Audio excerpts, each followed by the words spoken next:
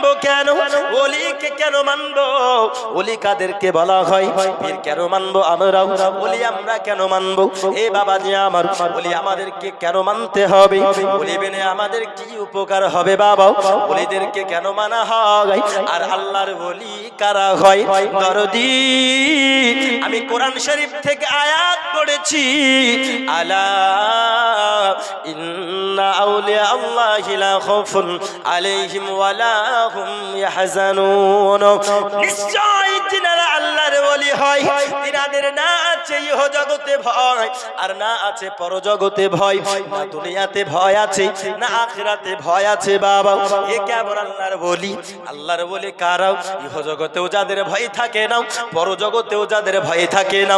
কি এমন কাজ তারা করে, কি এমন আমল তারা করেছে যার কারণে ইহ জগতেও পরজগতেও ভয় নাই? বাবারে, আমি আপনাদেরকে বলে যাই বাবাজি, আল্লাহর ওলি হয় তারা যারা আল্লাহকে রাজি খুশি করতে পারে। যারা সুবহানাল্লাহ, সুবহানাল্লাহ। কারা? যারা আল্লাহ যার প্রতি সন্তুষ্ট হয়ে যায় আর যিনারা আল্লাহকে রাজি খুশি করে নেয়। কিভাবে? কিভাবে? আল্লাহ পাক আল্লাহ তাআলা আল্লাহর ওলিদেরকে, কিছু ওলিদেরকে মায়ের পেট থেকে ওলি বানিয়ে পাঠায়। জোরে বলুন সুবহানাল্লাহ। সুবহানাল্লাহ, সুবহানাল্লাহ। ইনারা হচ্ছেন মাদারজাত ওলি। বুঝতে পারলেন? হ্যাঁ, ওলি হচ্ছে আউলিয়া। ওলি এই শব্দটা হচ্ছে আরবি ভাষা। কিছু কিছু মূর্খ এখন বলে যে পীর কোন কোরআনে কোথায় আছে পীর? বুঝলেন? ওলি শব্দটাকেই বলা হয় ফার্সিতে পীর বলা হয়। কথা বুঝতে পারলেন? হ্যাঁ, তো পীর শব্দ কোরআনে থাকবে না, তার ট্রান্সলেট থাকবে কি? আউলিয়া, ওলি। এই ওলি কারা? ওলি আপনার বাবাজি তিন প্রকার হবে। এক নাম্বার, যাদেরকে আল্লাহ মায়ের গর্ভ থেকে ওলি বানিয়ে পাঠিয়েছেন, অর্থাৎ পীরেদেরও পীর, ওলিদের ওলি। হযরতে আব্দুল কাদের জিলানী রাহমাতুল্লাহি আলাইহি তিনি মায়ের গর্ভ থেকে আল্লাহর ওলি হয়ে এসেছেন। জোরে বলুন সুবহানাল্লাহ। সুবহানাল্লাহ, সুবহানাল্লাহ। একে বলা হয় মাদারজাত ওলি আর মাযযুব ওলি। যে আপনার জঙ্গলে রাস্তায় এইদিকে ওইদিকে যেই দিকে সেই দিকে পাগলের বেশে ঘোরাফেরা করে, আল্লাহর রাজি খুশি হাসিল করার চেষ্টা করে। দেখে মনে হবে পাগল, কিন্তু হতে পারে পাগলের বেশে আল্লাহর ওলি। জোরে বলুন সুবহানাল্লাহ। এ আমার বাবাজি সোনামানি, তিন নম্বরে আমরা যেই রকম ওলি বানি বাবা, আল্লাহর অপরিহার্য ইবাদতগুলিকে পালন করার পরে, আল্লাহর ফরজ ইবাদতগুলিকে পালন করার পরে একাধিক নফল ইবাদত করে করে তাহাজ্জুদ গুজার হয়ে হয়ে আল্লাহর নৈকট্য যারা হাসিল করবে, আল্লাহর যারা রাজি খুশি মেনে নেবে, আল্লাহর প্রতি যারা সন্তুষ্ট হয়ে যাবে, দরদি আল্লাহকে যারা রাজি খুশি করবে, একাধিক নফল ইবাদত করে করে করে করে আল্লাহকে রাজি খুশি যদি করে নেয়, আমার আল্লাহ তার হয়ে যায়। সুবহানাল্লাহ, সুবহানাল্লাহ। যে আল্লাহর হয়ে গেল, আল্লাহ তার হয়ে গেল। আর যার আল্লাহ হয়ে যাবে তার ইহ জগতেও ভয় থাকবে না, পর জগতেও ভয় থাকবে না। জোরে বলুন সুবহানাল্লাহ। বন্ধুরে আমার, যার ইহ জগতেও ভয় নাই, পর জগতেও ভয় নাই। বলে কেন ভয় নাই? কারণ আল্লাহর প্রতি সন্তুষ্ট, আল্লাহ তার প্রতি সন্তুষ্ট। আল্লাহ যার প্রতি সন্তুষ্ট হয়েছে, যে আল্লাহর মাহবুব বান্দা হয়ে যাবে, আল্লাহর মাকবুল বান্দা হয়ে যাবে। দরদি, ওই মাকবুল বান্দার সংস্পর্শে যদি থাকি, ওই মাকবুল বান্দা আমার নবীকে ওসিলা বানিয়ে আল্লাহর কাছে সুপারিশ করে, আমার নবী সুপারিশ করে আউলিয়ায়ে কেরামদেরকে আমার নবী যখন হুকুম দেবেন, আমার আল্লাহ যখন হুকুম দেবেন জান্নাতে নিয়ে যাওয়ার জন্য বাবা, তখন আমরা যেই ওলির সংস্পর্শে থাকব, তারাও আমাদের সঙ্গে লইয়া জান্নাতে যাবে। এই হচ্ছে ওলি।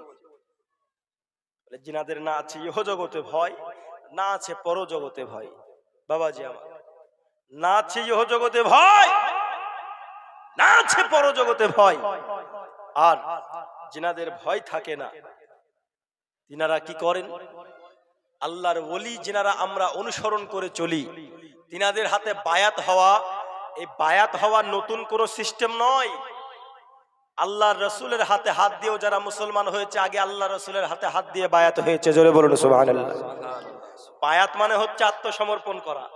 যে ইসলামের সঠিক পথে থাকবে, কথা বুঝুন ভালো করে, যে ইসলামের সঠিক পথে থাকবে, ইসলামিক আখলাক তার মধ্যে থাকবে, অর্থাৎ যদি সে বুজুর্গ হয়, যদি আল্লাহওয়ালা হয়, যদি কোনো আল্লাহর খাস বান্দা হয়, তার কাছে নিজের আত্মসমর্পণ করাটাও হলো রাসূল সাল্লাল্লাহু আলাইহি ওয়াসাল্লামকে অনুসরণ করা। জোরে বলুন সুবহানাল্লাহ। সুবহানাল্লাহ, সুবহানাল্লাহ। কেন? কারণ আমরা হলাম সাধারণ বান্দা। শয়তান আমাদের মনে ওয়াসওয়াসা দিয়ে আমাদেরকে পথভ্রষ্ট করতে পারে কি পারে না? জোরে বলুন, পারে কি পারে না? কিন্তু আমরা যদি কোনো ওলির সংস্পর্শে থাকি, আল্লাহর ওলিরা আল্লাহর দেওয়া ক্ষমতাতে আমাদেরকে সেই ওয়াসওয়াসা থেকে বাঁচিয়ে নেবে, ঈমান হারানো থেকে বাঁচিয়ে নেবে। জোরে বলুন সুবহানাল্লাহ। সুবহানাল্লাহ। তাই কবি বলছেন, খোদার ওলি মরে না কো অমর চিরদিন, তাদের দেহ খায় না মাটি, হয় না রে বিলীন, সশরীরে ঘুরে বেড়ায় জমিন আকাশ বিছে, নয়ন ভরে দেখি তোমায়, অনেক কথা আছে, কোথায় আসো গৌসে আজম, এসো মোদের কাছে,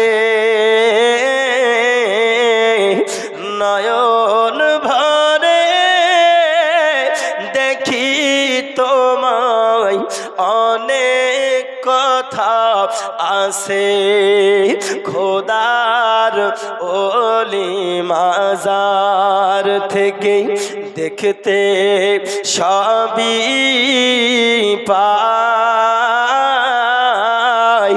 ভক্তদেরই মুসিবতে ওগো তিনি ছুটে যায়। জোরে বলুন সুবহানাল্লাহ। সুবহানাল্লাহ। হে বাবাজি আমার, এই ওলির সংস্পর্শে যারা থাকবে বাবা, আল্লাহর ওলি, তাদের নজরে যদি থাকেন বাবা, খারাপ খারাপ কত খারাপ মানুষ ভালো হয়ে গেল, কত আপনার দিন ধর্ম থেকে পিছিয়ে থাকা মানুষ আল্লাহর ওলি হয়ে গেল। আল্লাহর ওলির নেগাম, আল্লাহর ওলির সূরাত যার সূরাতে পড়ে যাবে, আল্লাহর ওলির নজর যার চেহারায় পড়ে যাবে, তার চেহারাটা পরিবর্তন হয়ে যাবে বাবা। তার কারণ হলো এটাও, মহান আল্লাহ পাক আল্লাহ তাআলার মাহবুব বান্দা যারা হবে, তাদের চেহারায় যেন নূর চমকাবে। হযরত আব্দুল কাদের জিলানী রাহমাতুল্লাহি আলাইহি বাবাজি, পীরদের পীর, ওলিদের ওলি আব্দুল কাদের জিলানী রাহমাতুল্লাহি আলাইহি, তিনার ক্ষমতা কতটা ছিল, তিনার পাওয়ার কতটা ছিল বাবা, তিনার নিগাহের আপনার তেজ কতটা ছিল, তিনার দৃষ্টির আকর্ষণ কত দূর পর্যন্ত ছিল। দরদি গো, একটি ছোট্ট কথা তুলে ধরে বাবা, তাহলেই বুঝতে পারবেন আল্লাহর ওলির ক্ষমতা। তারপর হযরত আব্দুল কাদের জিলানী রাহমাতুল্লাহি আলাইহি, তিনি আপনার যেন বাবা বাজার থেকে বাড়ির দিকে রওনা দিয়েছি, আব্বাজি আবার হযরত আব্দুল কাদের জিলানী রাহমাতুল্লাহি আলাইহির সঙ্গে বাবা তিনার পিছু নিয়েছেন একজন চোর। ওই চোর চুরি করবো বলে হযরত আব্দুল কাদের জিলানীর পিছু নিয়েছে বাবা। আব্দুল কাদের জিলানী যখন তিনি বাড়িতে পৌঁছে গেলেন, দরদি বাড়িতে পৌঁছানোর পরে তিনার কুর্তাটা খুলেছে, একটি জায়গায় রেখে দিয়েছে। আব্দুল কাদের জিলানী রাহমাতুল্লাহি আলাইহি, তিনি আপনার চলে গেলেন ইবাদত ঘরে, তিনার হুজরাখানায় প্রবেশ করে গেল, আল্লাহর ইবাদতে মশগুল হয়েছে। বাবাজি আবার ওই চোর আব্দুল কাদের জিলানীর পিছু নিয়েছেন, এবং চোর যেন সঙ্গে সঙ্গে বাবা আব্দুল কাদের জিলানীর ঘরের ভেতরে প্রবেশ প্রবেশ করে গেছি, সুযোগে সৎ ব্যবহার করার জন্য প্রস্তুত, সুযোগ খুঁজতেছি। আব্দুল কাদের জিলানী কখন ইবাদতে মশগুল হবে, আর আমি চোর, তার বাড়িতে যা কিছু আছে আমি সব চুরি করে নেব। আব্বাজি আমার আব্দুল কাদের জিলানী রহমাতুল্লাহি আলাইহি, তিনি আপনার বাবাজি ইবাদতে যখন মশগুল হয়েছেন, চোর আপনার সুযোগ পেয়ে সমস্ত কিছু চুরি করার পরে বাবা তিনি যেন একটি পুটলা বেঁধেছেন, বাঁধার পরে দরদি তিনি যখন বেরোতে যাবেন বাবা, যেই দরজা দিয়ে ওই চোর প্রবেশ করেছিল আব্দুল কাদের জিলানী রহমাতুল্লাহি আলাইহির ঘরে, যাওয়ার সময় দেখতেছে ওই দরজা আর তার সামনে নাই। সুবহানাল্লাহ। ওই দরজা তার সামনে নাই।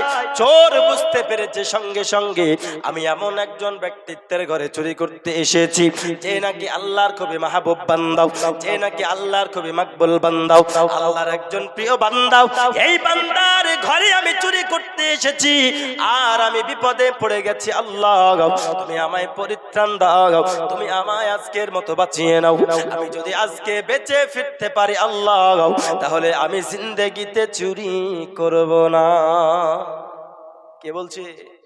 চোর বলছে আল্লাহ গো, জিন্দেগিতে আমি আর চুরি করব না। সঙ্গে সঙ্গে চোর আবার আপন আপন জায়গায় জিনিসগুলো রেখে দিয়েছে। এ বাবাজি আবারও সঙ্গে সঙ্গে যখন চোর আবার বেরোতে যাবে, দেখতেছে ওই দরজা পুনরায় তার সামনে এসেছে। বাবারে, চোরের মন পুলিশ পুলিশ কথায় আছে না? আরো এমন চোর যখন দেখেছেন দরজা, এই চোরার সে লোভ সামলাতে পারে না, লোভ কোন রকমে সামলাতে পারলো না। এ বাবাজি আমার হযরতে আব্দুল কাদের জিলানী তিনি আপনার আপন হুজরাখানায় নামাজে মগ্ন রয়েছেন, আল্লাহর সঙ্গে ইবাদতে মশগুল রয়েছেন। বাবা দরদি এমনও পীর আছে বাবা, আজকাল তারা নামাজ পড়ে নাও, আজকাল তারা রোজা করে নাও। আব্বাজি আমারও এমন পীর আপনার কোন রকমের শরীয়তের সম্মত হতে পারে না। দরদি আবার যেই নামাজ আব্দুল কাদের জিলানীর কাছে শয়তান ফেরেশতার রূপ ধারণ করে এসে বলতেছেন, ওগো আব্দুল কাদের, তোমার প্রতি আল্লাহ এত খুশি হয়েছেন, এত খুশি হয়েছেন, তোমার জন্য সমস্ত নামাজ মাফ করে দিয়েছে। আল্লাহ সব নামাজ মাফ করে দিয়েছে। কে বলছে? শয়তান বলছে, ফারেস্তার রূপ ধরে এসে, বুঝলেন? তখন হযরত আব্দুল কাদের জিলানী বলতেছে, আমার দুধ, তোকে আমি চিনতে পেরেছি, তোকে আমি চিনে নিয়েছি, তুই ফারেস্তার রূপ ধরে আমার ঈমানটাকে ধ্বংস করতে এসেছিস।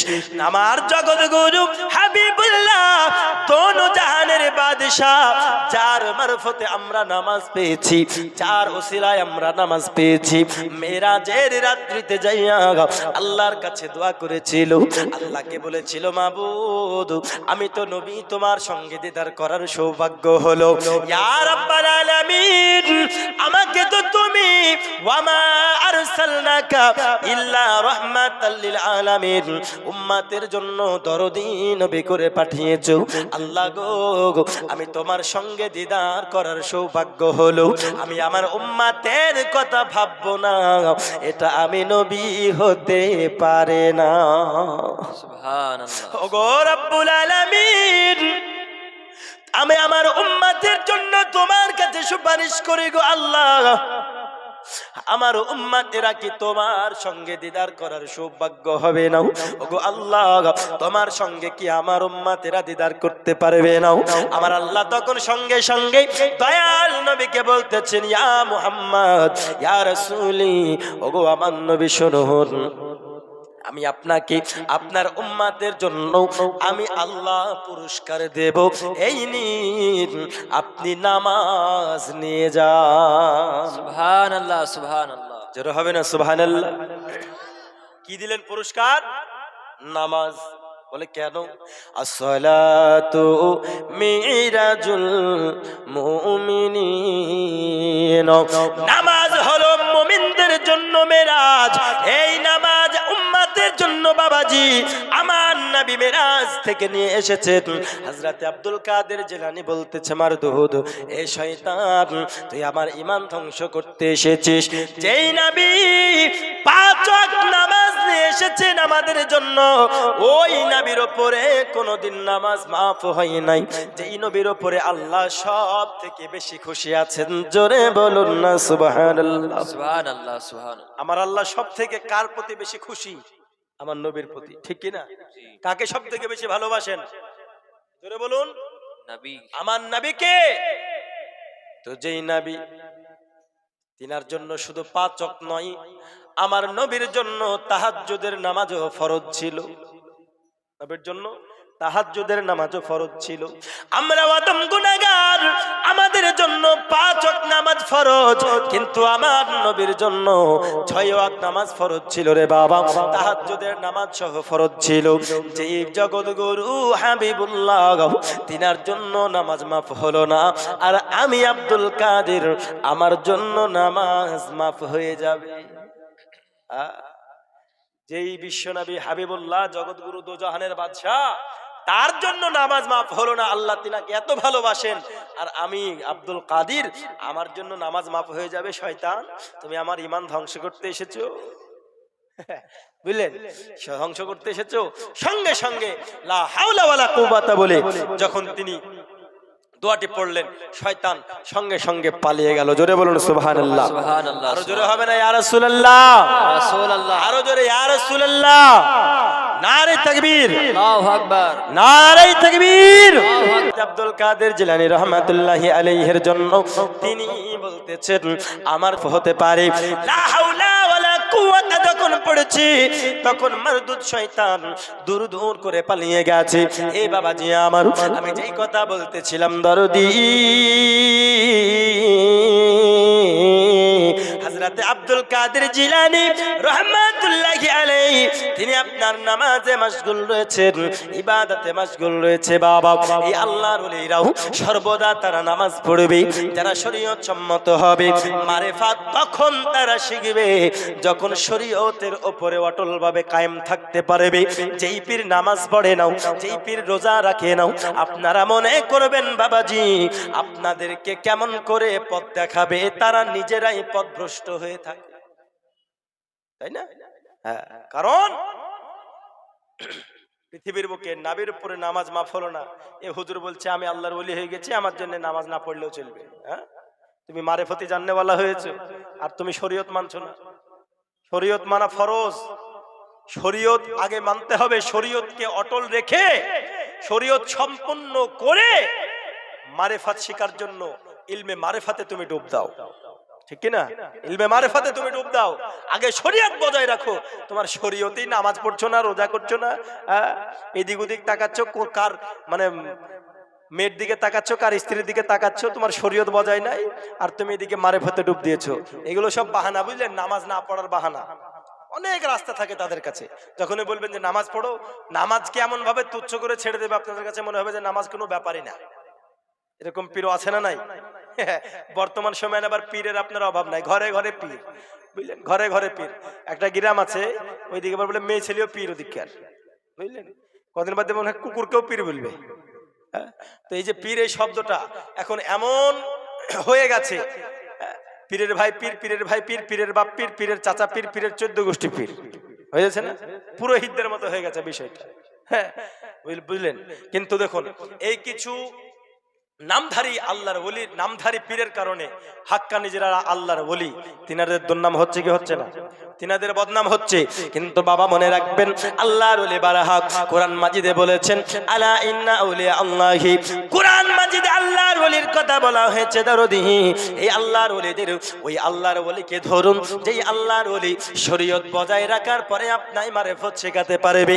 দরদি, আবার পৃথিবীর জমিনে ওই চোর আব্দুল কাদের জিলানী রাহমাতুল্লাহি আলাইহির ঘরে প্রবেশ করার পরে যখন জিনিসগুলো রেখে দিয়েছেন, সঙ্গে সঙ্গে বাইরে দেখতেছে আবারও দরজা খোলা, আবারও দরজা খোলা।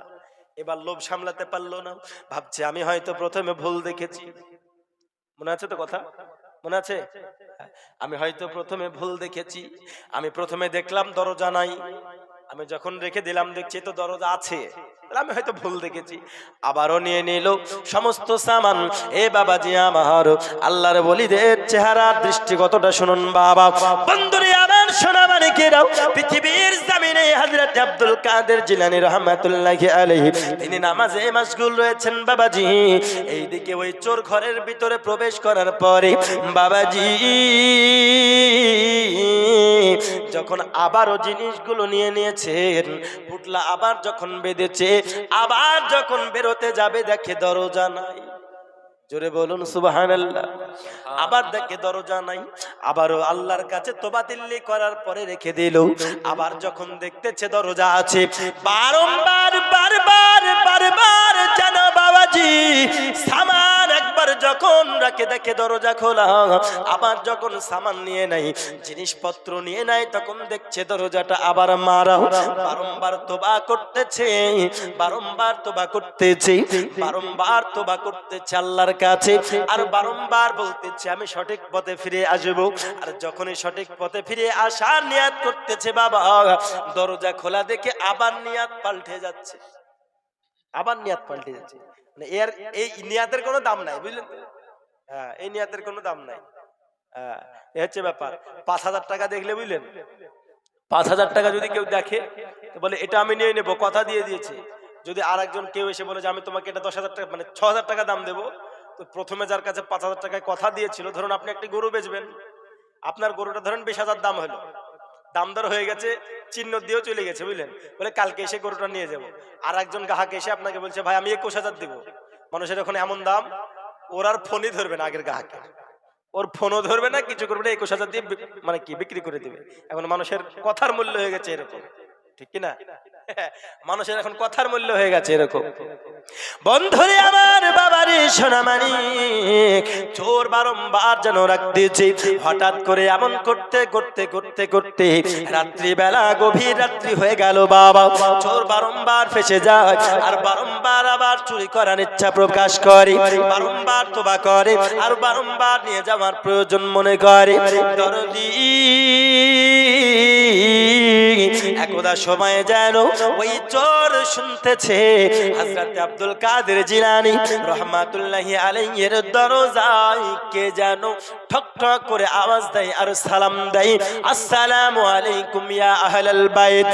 এই আমার বাবা, চোর যখন শুনতে পেয়েছে বাইরে থেকে কেউ দরজায় নক দিতেছে, এবার বাইরে থেকে কেউ যদি ডাক দেয়, তবে ঘরের ভিতরে যে আছে বাইরে আসবে কি আসবে না? বাইরে আসবে না? বাইরে আসবে।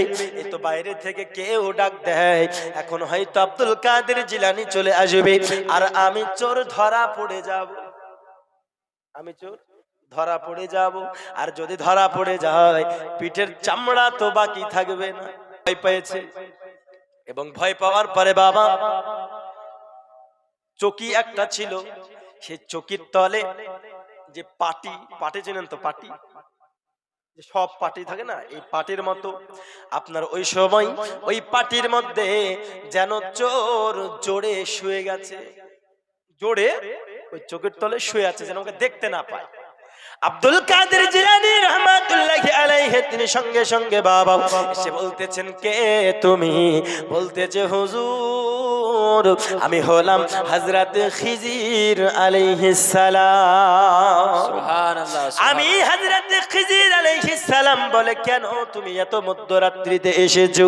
বলতেছেন হুজুর অমুক গ্রামে একজন আল্লাহর ওলি ইন্তেকাল করে গেছে, ওগো হুজুর আপনার কাছে এসেছি। আপনি তো ওলিদেরও ওলি, আপনি তো পীরেরও পীর, আপনি হলেন সমস্ত আউলিয়ায়ে কেরামদের লিডার।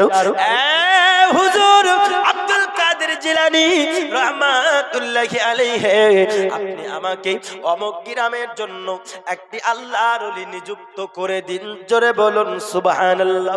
বলে একটি আল্লাহর ওলি নিযুক্ত করে দিন। বলতেছে খিজির তুমি কালকে সকাল বেলায় তুমি আমার কাছে এসো, আমি তোমায় একজন আল্লাহর ওলি নিযুক্ত করে দেব। খিজির আলাইহিস সালাম বলেন হুজুর ওই শহরে এখনই আপনি আল্লাহর ওলি নিযুক্ত করে দিন। বলতেছেন হুজুর আপনি এখনই আল্লাহর ওলি নিযুক্ত করে দিন। বলে কেন? মানুষ এত খারাপ কাজ করার পরেও আল্লাহ গজব নাজিল করে দিত, কিন্তু ওই শহরে যদি একজন আল্লাহর ওলি থাকে বাবাজি, ওই ওলির কারণে আমার আল্লাহ ওই শহরে গজব নাজিল করবে না। ওই শহরে আল্লাহ গজব নাজিল করবে না। ও হুজুর আব্দুল কাদের জিলানী, আপনি এই মুহূর্তে আল্লাহর ওলি নিযুক্ত করে দিন। বাবারে, হযরত আব্দুল কাদের জিলানী যখন শুনতে পেলেন এমন কথা, খিজির আলাইহিস সালামকে বলতেছেন, খিজির যাও যাও যাও, আমার ঘরের ভিতরে প্রবেশ করে যাও। তুমি আমার চোখের তলে দেখো একটি আল্লাহর ওলি পাটি জোড়ে শুয়ে রয়েছে। সুবহানাল্লাহ সুবহানাল্লাহ। কে শুয়ে রয়েছে? হযরত আব্দুল কাদের জিলানী বলছেন একজন ওলি শুয়ে রয়েছে, কিন্তু প্রকৃত ওখানে কে শুয়েছিল? চোর শুয়েছিল, বুঝলেন? এই হচ্ছে অবস্থা। তো চোর আপনার দোয়া করছে, আল্লাহ আল্লাহ আল্লাহ আমি যেন ধরা না পড়ি, আল্লাহ, বুঝলেন? আল্লাহ আমি যেন ধরা না পড়ি। কেন? তো কারণ আল্লাহ আমি এবারকার মতন শেষ, আমি আবার সব খারাপ কাজ ছেড়ে দেবো, আল্লাহ তোমার এই কাজ করবো, আল্লাহ আমি যেন ধরা না পড়ি, বুঝলেন? হ্যাঁ, মানে যখন বিপদে পড়ে তখন আল্লাহ আল্লাহ, আর বিপদ শেষ হয়ে গেলে কিসের আল্লাহ কিসের কি, যার মাধ্যমে বাঁচবে তাই ছিল তাই বাঁচিয়েছি, এই হচ্ছে অবস্থা। সোনা মানে খেরাও ভালো করে বুঝুন বাবাও, পৃথিবীর জমিনে হযরত আব্দুল কাদের জিলানী রাহমাতুল্লাহি আলাইহি বলতেছেন, ও খিজির তুমি যাও ঘরের ভিতরে, তুমি চলে যাও এবং দেখো একজন আল্লাহর ওলি শুয়ে আছে। আব্বাজি আমার চোরের মন সঙ্গে সঙ্গে হাউমাউ করে যেন ভয় করতেছে, দুক দুক দুক দুক করতেছে বাবা, হৃৎপিণ্ড যেন দুক দুক জোরে জোরে নড়তেছে। দরদি গো সঙ্গে সঙ্গে বাবা ওই চোর যেন আপনার ভয়ে আপনার ঘামতে শুরু করেছে। হযরত খিজির আলাইহিস সালাম তিনি আপনার বাবাজি যাওয়ার পরে তিনি যেন আপনার নিচু হয়েছে, নিচু হওয়ার পরে সালাম দেয়, আসসালামু আলাইকুম। এবার চোর সালাম ফিরাবে, ওর তো ভয়ে জান শেষ, বুঝলেন? আমাকে খুঁজে ফেলেছে, আমার ভয়ে জান শেষ। এইবার সঙ্গে সঙ্গে বাবা চোরকে হযরতে খিজির আলাইহিস সালাম বলতেছেন, হুজুর আপনি চলুন, অমুক গ্রামে যেতে হবে। কি বলছে? হুজুর আপনি চলুন। তো বলছে আমি তো চোর, হুজুর হইলাম কবে? উত্তর নিচ্ছে না, বলছে আমাকে মনে হয় ডাকছে না, বুঝলেন? তো হুজুর বলছে, হুজুর বলে ডাকছে, যে আমাকে মনে হয় ডাকছে না, কথা বলে না। বলতেছে হুজুর বেরিয়ে আসুন। বলতেছে আমাকে ক্ষমা করে দাও, বুঝলেন? আমাকে ক্ষমা করে দিন। বলতেছেন কিসের ক্ষমা? বলছে আমি কোনো হুজুর নই, আমি হলাম একটি চোর। কি বলছে? এখন তো উপায় নাই, স্বীকার করতে হবে, আমি হলাম একজন চোর। এ বাবাজি আবারও যখন তিনি চোর সাব্যস্ত নিজেকে করে নিলেন, তিনার পরিচয় চোর দিয়ে দিলেন, সঙ্গে সঙ্গে বাবা হযরত আব্দুল কাদের জিলানী রাহমাতুল্লাহি আলাইহির কাছে হযরত খিজির আলাইহিস সালাম তিনি ওই চোরের কাছে যাওয়ার পরে বলতেছে, হুজুর আপনি বেরিয়ে আসুন, অমুক গ্রামে আপনাকে যেতে হবে, অমুক শহরে আপনাকে যেতে হবে, আমার গাউসে পাক আপনাকে নিযুক্ত করে দিয়েছে। ওই চোর বলতেছে, হুজুর আমি কোন আল্লাহর ওলি নই, আমি কোন আল্লাহর বান্দা নই, আমি কোন আল্লাহর খাস বান্দা নই, আমি কোন আল্লাহর ওলি নই, কোন হুজুর নই, আমি হলাম একজন চোর। আমার কথা আপনি শুনুন, আমি এসেছিলাম আব্দুল কাদের জিলানীর বাড়িতে চুরি করতে, আমি ধরা পড়ে গেছি, আমাকে ক্ষমা করে দিবেন, আমাকে মাফ করে দেবেন, আমায় ছেড়ে দিন। আমি কসম খোদার করে বলি জিন্দেগিতে আর চুরি করব না। খিজির আলাইহিস সালাম বলতেছে, হুজুর আপনি চোর নিজেকে দাবি করতেছেন, আমি মানলাম আপনি চোর, আমি মানলাম আপনি চুরি করতে এসেছেন। হুজুর আপনি চোর ছিলেন বটেই, কিন্তু আপনি চুরি করতে এসেছেন কোনো সাধারণ কোনো বাড়িতে এসেন নাই, আপনি কোনো অন্য কারো বাড়িতে আসেন নাই গো হুজুর। হুজুর গো আপনি চোর ছিলেন বটেই, কিন্তু আমার গাউসে পাকের দৃষ্টি পড়ার কারণে আপনি চোর থেকে আল্লাহর ওলি হয়ে গেছে। निगाहे वली में वो तासिर देखिए, बदलती हुई हजारों की तकदीर देखिए। আল্লাহর ওলির দেখাতে, আল্লাহর ওলির দৃষ্টিতে ওই পাওয়ার কেমনটা দেখো, হাজার হাজার মানুষের তাকদীর বদলিয়ে যায়। আল্লাহর ওলির দৃষ্টি পড়ার কারণে, আল্লাহর ওলির নজর পড়ার কারণে, আমার গাউসে পাকের দৃষ্টি পড়ার কারণে কুখ্যাত চোর একজন বারহাত আল্লাহর ওলি হয়ে গেল। আব্বাজি আবার ওই দিন থেকে ওই চোর যেন আল্লাহর ওলি হয়ে গেছে। সুবহানাল্লাহ।